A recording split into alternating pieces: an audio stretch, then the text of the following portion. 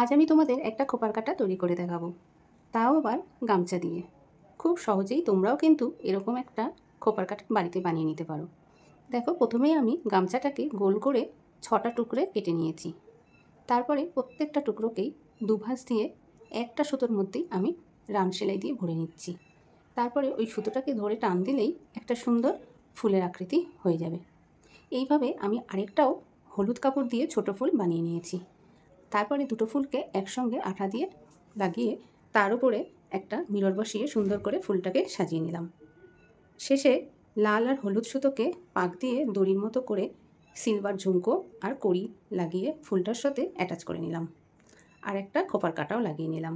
ব্যাস, তৈরি হয়ে গেল একটা সুন্দর খোপার কাটা। তোমাদের কেমন লাগলো অবশ্যই জানিও।